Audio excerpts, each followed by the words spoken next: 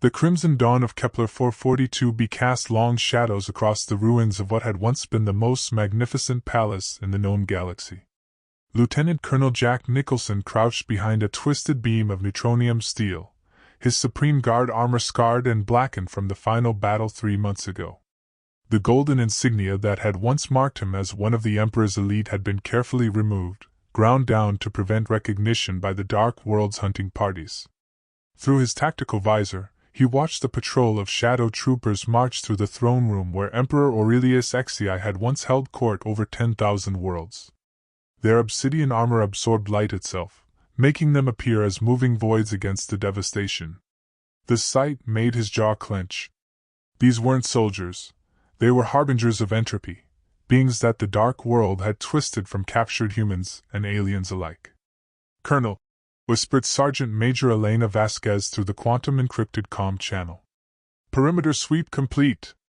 We're clear for another 6 minutes before the next patrol cycle." Jack nodded silently and activated his stealth field. The air around him shimmered briefly before he became nearly invisible to most detection methods.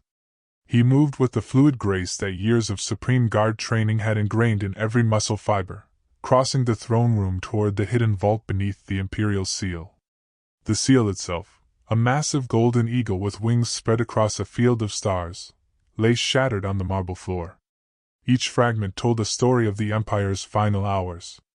Jack remembered standing in this very spot when the first reports came in of the Dark World's invasion fleet emerging from the void between galaxies. No one had believed it possible. The Dark World was legend, myth, a cautionary tale told to children. But legends, as they had learned too late, sometimes carry terrible truth. Jack reached the concealed panel and pressed his palm against the bioscanner. For a moment, nothing happened, and he feared the worst, that the Dark World had already discovered and plundered this sanctuary. Then, with a soft hiss, the floor parted to reveal a narrow shaft leading down into the palace's deepest foundations. He dropped into the passage, his armor's anti-grav systems cushioning the fall. The hidden chamber below had been known only to the Emperor's innermost circle, the Supreme Guard's emergency command center, built for contingencies that the optimistic Imperial Council had never believed would come to pass. Emergency lighting flickered on as Jack approached the central console. Around him, the walls were lined with stasis pods containing the Empire's most crucial military assets, prototype weapons, strategic databases, and most importantly, the location codes for sleeper cells scattered across what remained of Imperial space. "Oracle, activate," Jack commanded, and the chamber's artificial intelligence stirred to life. "Lieutenant Colonel Nicholson," the melodious voice responded. "I had begun to calculate the probability of your survival at less than 12%. I am pleased to be incorrect." Oracle had been the Emperor's personal AI advisor, a quantum consciousness so advanced that some whispered it bordered on true sentience. In the chaos of the final battle, Jack had managed to download a fragment of Oracle's core programming into this emergency backup. "Status report, Oracle. What's left of our network?" "Processing. 67 confirmed Supreme Guard survivors across 14 star systems. Estimated resistance cells number 432, though many have lost communication capability due to Dark World jamming fields. The outlook is challenging." Jack studied the holographic display that materialized before him, showing the current state of what had been the Intergalactic Empire. Red zones marked complete Dark World control, and there were far too many of them. Yellow indicated contested space, while the scattered green dots representing free Imperial territory looked pathetically small against the vast crimson tide. "And the weapon?" Jack asked quietly. Oracle's pause was nearly imperceptible, but Jack caught it. "Project Daybreak remains intact, Colonel. However, the final components are scattered across 3 heavily fortified Dark World installations. Recovery would require considerable resources and sacrifice." Jack closed his eyes for a moment, remembering Emperor Aurelius's final words as the palace burned around them. "The light will return, Colonel. When the darkness seems absolute, the light will return. Oracle, send encrypted messages to all surviving cells. Priority Alpha 7. Tell them, Tell them the last guard is calling. Shall I inform them of Project Daybreak? Not yet. First, we need to prove we're more than just a memory of better days. What's the highest priority target within our current operational range? The display shifted, focusing on a nearby star system. The Titan forges of Kepler 186f. Dark World forces are using the facility to construct their void ships, vessels capable of traveling between dimensions. Intelligence suggests they're planning to expand beyond our galaxy. Jack felt ice form in his veins. The Dark World's hunger was apparently infinite. They had consumed their own reality, and now sought to devour others. The Empire hadn't just been fighting for territory or resources. They had been standing against the ultimate predator, one that fed on the light of existence itself. Colonel, Vasquez's voice crackled through the calm. We've got movement topside. Looks like a full battalion of shadow troopers heading this way. Understood. Oracle, download everything you can spare to my armor storage core. We're leaving. Colonel, if I may, the Emperor's final message for you remains undelivered. Jack paused at the base of the shaft. What message? He said to tell you that the sword chooses its own hand. You would understand when the time came. Before Jack could respond, the chamber shook as explosions echoed from above. The shadow troopers had found them. He activated his ascent thrusters and shot up through the shaft, emerging into a throne room now filled with the enemy. His assault rifle materialized in his hands, a weapon that fired concentrated photon bursts, one of the few energy types that could actually damage the Dark World's twisted servants. The first shadow trooper turned toward him, its featureless helmet somehow conveying malevolent interest, but Jack was already moving. Years of Supreme Guard training took over. He rolled left, firing a 3-round burst that punched through the creature's torso, causing it to dissolve into shadow stuff that writhed briefly before dispersing. 2 more turned toward him, their own weapons, nightmarish things that seemed to bend light around them, beginning to charge. Jack's tactical display highlighted weak points, escape routes, and threat assessments with mechanical precision. He sprinted toward a collapsed column, using it as cover while his armor's targeting system locked onto the remaining hostiles. The shadow troopers moved with inhuman grace, but they were predictable in their mechanical precision. A photon grenade arced over his cover position, its brilliant detonation illuminating the ruined throne room like a miniature sun. In the chaos of the blast, Jack broke cover and rushed the nearest shadow trooper, drawing his vibroblade as he closed the distance. The weapon hummed with contained energy as it carved through the creature's defenses. Colonel! Vasquez's voice came from the main entrance. We've got you covered! Jack turned to see Vasquez and 3 other Supreme Guard survivors laying down suppressing fire from the doorway. Their golden armor was battered and scarred, but the Imperial Eagle emblems on their shoulders still caught the light. His people. His family. The last remnants of an oath sworn to defend the light against the dark. More shadow troopers were pouring into the chamber now, their numbers overwhelming. Jack activated an emergency beacon and lobbed his remaining photon grenades toward the ceiling supports. As the ancient stone began to collapse, he and his team fought their way toward the emergency extraction point. Their ship, a modified Supreme Guard courier vessel called the Defiant Dawn, waited in a concealed hangar carved into the cliff face below the palace. As they ran through corridors filled with memories of better days, Jack felt the weight of responsibility settling on his shoulders like a cloak. He wasn't just Lieutenant Colonel Jack Nicholson anymore. He was the ranking Supreme Guard officer. The keeper of secrets. The guardian of hope in an age of despair. As the Defiant Dawn lifted off, its stealth systems hiding them from the Dark World sensors, Jack looked back at the burning palace one last time. In the flames he thought he could see the ghostly figure of Emperor Aurelius, still standing watch over his fallen empire. "Where to, sir?" asked Captain Torres from the pilot's seat. Jack consulted the tactical display Oracle had downloaded. "Set course for the Centauri resistance. It's time to remind the galaxy that the Empire isn't dead yet." The Centauri system had once been the Empire's second capital, a hub of trade and culture that rivaled Earth itself. Now, as the Defiant Dawn dropped out of hyperspace at the system's edge, Jack stared at the devastation that greeted them. The twin suns that had given the system its beauty were dimmed, wrapped in artificial shadow fields that the dark world used to slowly drain stellar energy. "Jesus," whispered Vasquez, studying the sensor readings. "They're actually killing the stars." Captain Torres, a veteran pilot whose family had served the Imperial Navy for 6 generations, shook his head in disbelief. "My grandfather used to tell stories about the Centauri Gardens. Said they were the most beautiful thing in the galaxy." Jack watched the tactical display as Oracle processed the skin data. Where there had once been thriving colonies on dozens of worlds, now only a handful showed signs of life. Most of those were marked in red, dark world installations extracting resources and other things. "Oracle, locate the resistance base." "Scanning.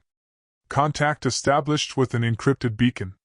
The resistance appears to be operating from the asteroid mining facilities in the outer belt. Quantum signature matches Supreme Guard encryption protocols." "That would be Colonel Ramirez," Jack said, feeling a spark of hope. "If anyone could organize an effective resistance, it would be her." The journey to the asteroid belt took 6 hours, flying through the debris of what had been a thriving civilization. Destroyed ships, their hulls twisted into impossible shapes by dark world weapons, drifted like monuments to the Empire's fall. Jack used the time to review the intelligence Oracle had compiled about their enemy. The dark world wasn't a place, exactly. It was a realm of existence that existed in the spaces between realities.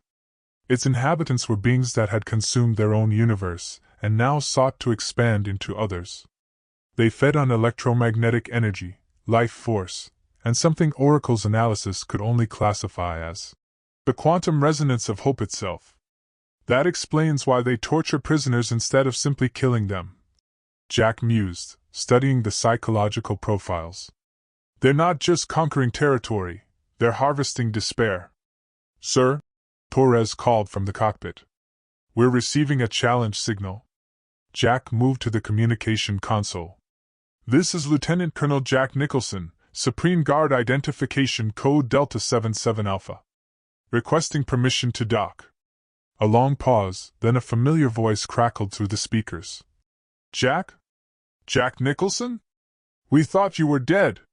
"Not yet, Maria. Permission to come aboard?"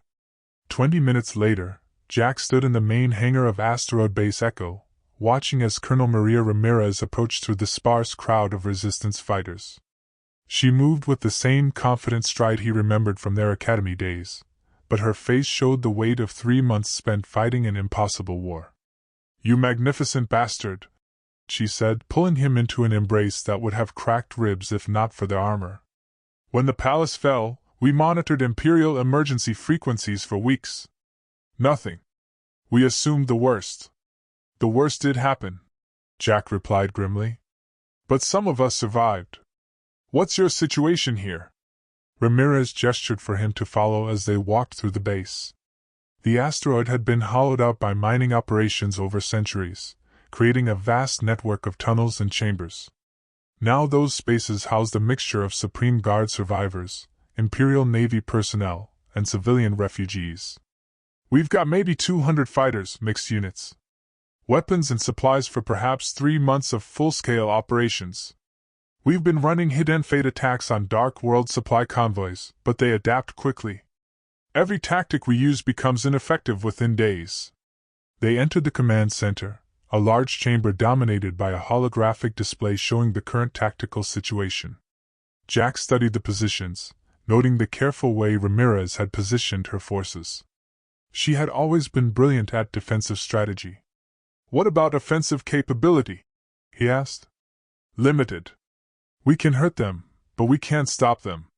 They're building something in the inner system, massive construction project on Centauri Prime. Our scouts haven't been able to get close enough for detailed intelligence."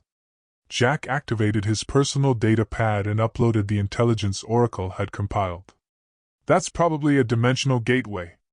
They're planning to bring reinforcements from the Dark World itself." Ramirez stared at the data, her face paling. "How many reinforcements are we talking about?" "Unlimited. Once that gateway is operational, they'll be able to flood this galaxy with their forces. Every world they take makes them stronger. Then we have to stop them. We have to do more than that. Jack turned to address the command staff that had gathered around them. We have to go on the offensive. I'm not talking about raids or delaying actions. I'm talking about taking the fight to them. Major Chin, Ramirez's intelligence officer, stepped forward. With respect, sir, we're barely surviving as it is. How can we possibly mount an offensive campaign? Jack smiled grimly. Because we're not alone. Oracle, display the network status. The holographic display shifted to show the galaxy-wide resistance network. Green dots flickered to life across dozens of star systems, each one representing a cell of Imperial survivors still fighting. 67 confirmed Supreme Guard survivors, Jack announced. 432 active resistance cells. They're scattered, cut off, and demoralized. But they're alive. And they're waiting for someone to tell them what to do. You want to coordinate a galaxy-wide resistance, Ramirez said, understanding dawning in her eyes. Link all the cells together. More than that. I want to give them hope. Oracle, show them Project Daybreak. The display changed again, revealing technical schematics for a weapon unlike anything Jack had ever seen. It looked like a ship, but one designed around a massive energy core that seemed to fold space around itself. What is that? Chen asked. It's a stellar engineering platform, Jack explained. Capable of reigniting dead stars, breaking dimensional barriers, and projecting enough coherent energy to sterilize an entire star system. The Emperor ordered its construction in secret when we first learned about the Dark World's existence. Where is it? Ramirez demanded. That's the problem. It was never completed. The final components are scattered across 3 heavily fortified Dark World installations. Getting them would require coordinated strikes across multiple star systems. The command center fell silent as the implications sank in. What Jack was proposing wasn't just dangerous, it was effectively impossible. They would need to infiltrate some of the most heavily defended positions in Dark World space, extract components that the enemy undoubtedly knew were valuable, and somehow get them to a construction site without being detected. It can't be done, Major Chen said finally. Even if we could somehow coordinate all the resistance cells, we don't have the resources for multiple simultaneous operations on that scale. Maybe not, Jack acknowledged. But we have something the Dark World doesn't understand. We're fighting for something greater than ourselves. They fight to consume. We fight to preserve. He turned to address the room directly. I know how this sounds. I know the odds. But consider the alternative. If we don't try, if we just continue fighting a defensive war, then we're not really fighting at all. We're just choosing how we want to die. Commander Sarah Blake, one of the Navy survivors, raised her hand. What exactly are you proposing, Colonel? 3 simultaneous strike operations. First team hits the Void Forge in the Vega system. That's where they're holding the quantum resonance cores. Second team goes after the dimensional stabilizers at the research facility in Wolf 359. Third team strikes the primary construction yard in the Altair system for the final assembly components. And the construction site? Ramirez asked. We'll need to build it ourselves. Oracle has the complete technical specifications, but we'll need a hidden base of operations with significant industrial capacity. Jack paused, knowing his next words would sound like madness. I'm thinking the Titan forges on Kepler 186F. The room erupted in voices, protests, questions, and more than a few expressions of disbelief. The Titan forges were one of the most heavily defended Dark World positions in the sector. You want to take a major Dark World installation and convert it to build an Imperial superweapon, Ramirez said slowly, while simultaneously running 3 other high-risk operations across the galaxy. I want to do what the Emperor would have done, Jack replied.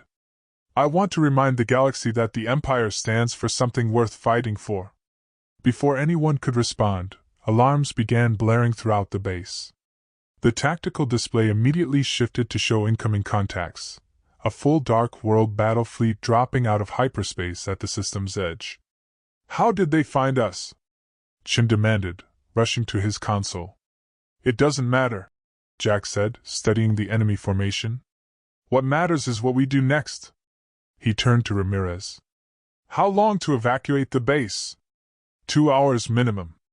We've got civilians, wounded, essential supplies. We don't have 2 hours. Jack watched as the enemy fleet began deploying sensor buoys. Maria, I need you to trust me. Begin evacuation procedures, but route everyone to the Kepler system. Kepler? That's Dark World territory. Exactly. They won't expect us to run toward their stronghold. Oracle, begin transmitting the rally codes to all resistance cells. Tell them to converge on Kepler 186F in 72 hours. Jack, Ramirez said urgently. What are you planning? I'm planning to give the galaxy something to believe in again. Jack headed toward the hangar where the Defiant Dawn waited. Get our people out of here, Maria. And remember, when this is over, we'll meet at the Titan Forges. When what is over? Jack paused at the hangar entrance, looking back at the command center where men and women were already beginning evacuation procedures. Good people. Brave people. People who deserve better than a galaxy ruled by shadows. When I remind the Dark World why the Supreme Guard were feared. The Defiant Dawn streaked through hyperspace, pushing its engines well beyond safe parameters. Jack stood in the ship's small briefing room, studying holographic projections of the Titan forges while Oracle provided continuous updates on the massive industrial complex. The Kepler 186F facility was originally designed to construct Imperial dreadnoughts, Oracle explained, her voice taking on the precise tone she used for tactical briefings. The Dark World has converted it to manufacture their void ships, but the underlying infrastructure remains largely intact. Defenses? Asked Vasquez, who was checking her equipment for the third time. Substantial. 3 orbital defense platforms, each equipped with entropy cannons capable of disintegrating matter at the molecular level. Estimated garrison strength of 5,000 shadow troopers, plus command staff and technical personnel. The facility itself is shielded by overlapping void field generators. Captain Torres looked up from the navigation console. Sir, we're approaching the system perimeter. Stealth systems are holding, but once we cross the sensor grid, we'll be committed. Jack nodded, feeling the familiar calm that settled over him before combat. It was the same feeling he'd had during the defense of the Imperial Palace, when impossible odds became simply another tactical challenge to overcome. Oracle, what's the status of the Resistance fleet? 63 ships have confirmed arrival at the rally point. Mixed composition, Imperial Navy survivors, civilian vessels with weapons modifications, and several Supreme Guard cutters. Admiral Constantine is requesting orders. Jack smiled grimly. Helena Constantine had been one of the Empire's finest naval commanders before the fall. If anyone could coordinate a ragtag fleet against impossible odds, it would be her. Patch me through to Admiral Constantine. Priority encryption. The hologram shifted to show a woman in her 50s, her Imperial Navy uniform patched and worn but still bearing the insignia of her rank. Behind her, Jack could see the bridge of what looked like a heavy cruiser, probably the indomitable Constantine's flagship. Colonel Nicholson, she said, her voice carrying the crisp authority of a lifetime naval officer. I have to say, when we received the rally codes, most of my captains thought it was either a trap or delusion. Attacking the Titan forges with this fleet is exactly what they won't expect, Jack finished. Admiral, I need you to trust me. The attack plan I'm transmitting will seem unconventional, but it's our only chance. Constantine studied the data as it appeared on her displays. You want us to position the fleet for a direct assault on the orbital platforms. That's not unconventional, Colonel, that's suicide. The frontal assault is a diversion. While you engage the platforms, my team will infiltrate the facility and take control of the primary industrial systems. Once we do that, we can turn the forges against the Dark World. And if you fail? Jack met her gaze steadily. Then you withdraw and carry on the fight elsewhere. But Admiral, if this works, if we can take the forges intact, we'll have a base of operations capable of building weapons that can hurt them. Really hurt them. Constantine was quiet for a long moment, then nodded slowly. Very well, Colonel. But I want your word that you won't throw away lives unnecessarily. These people are all that's left of the Imperial Navy. You have my word. The transmission ended, and Jack turned his attention back to the tactical display. The Titan forges hung in space like a massive metallic flower, its petals formed by construction bays large enough to build ships several kilometers long. At its center was the command complex, a heavily armored sphere that contained the facility's primary computers and control systems. Torres, take us in, Jack ordered. Full stealth approach. We need to reach the service docks without being detected. The next hour was an exercise in precision flying. Torres guided the Defiant Dawn through the orbital debris field that surrounded Kepler 186f, using the wreckage of dead ships as cover while avoiding the automated sensor buoys that drifted among them. Jack watched the displays, noting how the Dark World had modified the facility's defenses. They're paranoid, he observed. Overlapping sensor grids, automated weapon platforms at every junction. They're expecting trouble. Can you blame them? Vasquez asked. They're sitting on one of the most valuable strategic assets in the sector. That's exactly what I'm counting on, Jack replied. Oracle, begin uploading the control virus to my combat suit's data core. If we can get close enough to a primary access node, we should be able to introduce it into their network. Colonel, Oracle said carefully, I should point out that this virus was designed specifically for Imperial systems. The Dark World has modified the facility's operating protocols extensively. There is no guarantee it will be effective. There's no guarantee any of this will work, Jack admitted. But we have to try. The Defiant Dawn slipped through the outer perimeter, past sensor arrays that would have detected any conventional approach. Torres had disabled most of the ship's systems, running on minimum power and using gravitational momentum to guide them toward the service docks.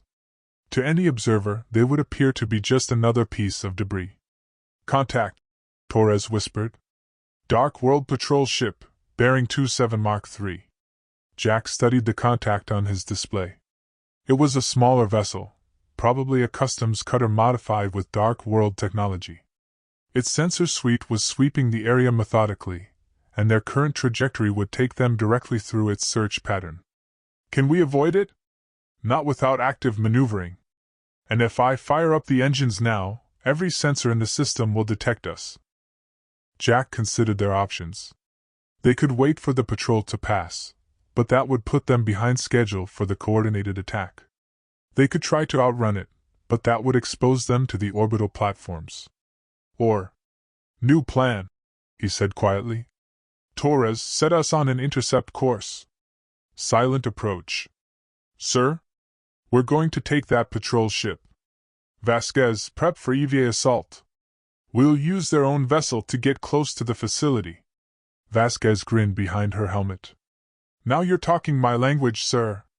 20 minutes later, Jack and his team were floating in the vacuum between ships, using microthrusters to close the distance to the Dark World Patrol vessel. Their suits' stealth systems rendered them nearly invisible against the stellar background, and the enemy crew had no reason to suspect that Imperial commandos were approaching. Jack reached the patrol ship's airlock first, attaching a small device that Oracle had programmed to mimic Dark World authorization codes. The lock cycled open with a soft hiss, and he slipped inside, his team following in perfect silence. The interior of the ship was a nightmare of organic curves and pulsing veins. The Dark World's technology seemed to be part machine, part living organism. Emergency lighting cast everything in a sickly green glow, and the air felt thick and oppressive. 4 contacts on the bridge, Vasquez reported through their short-range comm. 2 more in engineering. Jack nodded and gestured for the team to split up. He and Vasquez would take the bridge while the others secured engineering. The ship was small enough that they could control it with minimal crew, assuming they could eliminate the current occupants without raising alarms. Moving through the ship's corridors was like traveling through the digestive tract of some massive creature. The walls pulsed with an organic rhythm, and Jack could swear he heard whispers in languages that predated human civilization. He forced himself to focus on the mission, pushing down the primal fear that the Dark World's aesthetics seemed designed to evoke. The bridge was a circular chamber dominated by a control throne that looked more like a torture device than a command chair. The current occupant was one of the Dark World's human collaborators, a being that had once been human but had been so extensively modified that it barely qualified as the same species anymore. Jack's photon rifle was in his hands before he consciously drew it. A single burst reduced the creature to dispersing shadow stuff, while Vasquez eliminated the others with clinical precision. Within minutes, they had control of the patrol ship. Oracle, can you interface with their systems? Attempting integration now. Success. Their security protocols are surprisingly primitive. I have full access to the ship's sensors and navigation systems. What about communication with the facility? Standard patrol check-in is scheduled in 37 minutes. I can delay that, but not indefinitely. Jack studied the tactical display, watching as Admiral Constantine's fleet began moving into attack position. The orbital platforms were starting to react, their massive weapons systems powering up in response to the approaching threat. Torres' status on the Defiant Dawn? Safely docked at the service facility. I'll have her ready for immediate departure. Good. Oracle, begin transmitting our recognition codes to Admiral Constantine. It's time to begin the attack. The space around the Titan forges erupted into chaos as the Imperial fleet engaged the orbital platforms. Beams of coherent energy lanced across the darkness, while the platforms responded with entropy cannons that tore reality itself apart wherever they struck. Several of the smaller Imperial ships were vaporized in the opening moments, but the survivors pressed their attack with desperate courage. Using the confusion as cover, Jack guided the captured patrol ship toward the facility's main docking bay. The ship's credentials were still valid in the Dark World's database, and the automated traffic control systems granted them clearance without question. Remember, Jack said as they prepared to disembark, once we're inside, we need to reach the central control complex. Oracle estimates we'll have maybe 20 minutes before they realize what's happening and lock down the facility. What's our extraction plan? Asked Sergeant Pike, one of the newer team members. We don't have one, Jack replied honestly. If this works, we'll control the facility and can call in reinforcements. If it fails, extraction won't be an issue. The docking bay was a cavernous space filled with Dark World ships in various stages of construction or repair. Overhead, massive robotic arms moved with mechanical precision, assembling components that seemed to defy geometric logic. The air was filled with the sound of construction, metal on metal, the hiss of welding torches, and underneath it all, a low harmonic vibration that made Jack's teeth ache. They moved through the facility's corridors with practiced stealth, following the route Oracle had mapped from the stolen ship's database. The architecture was unsettling, familiar Imperial designs twisted into organic curves and decorated with symbols that hurt to look at directly. Contacts ahead, Vasquez reported. Looks like a security checkpoint. Jack peered around the corner to see two shadow troopers manning a scanner array. There was no way to avoid them, and their schedule was already tight. Fast and silent, he ordered, and the team moved as one. The shadow troopers never had a chance. Vasquez's photon rifle took down the first while Pike's blade found the second. Within seconds they were past the checkpoint and moving deeper into the facility. But alarms were beginning to sound throughout the complex. On their tactical displays, they could see security teams moving to intercept them. The element of surprise was gone. Oracle, how much farther? Central control is 3 levels up and approximately 400 meters ahead. However, I am detecting significant defensive positions between our current location and the objective. Then we go through them, Jack said grimly. All teams, switch to assault formation. We're going loud.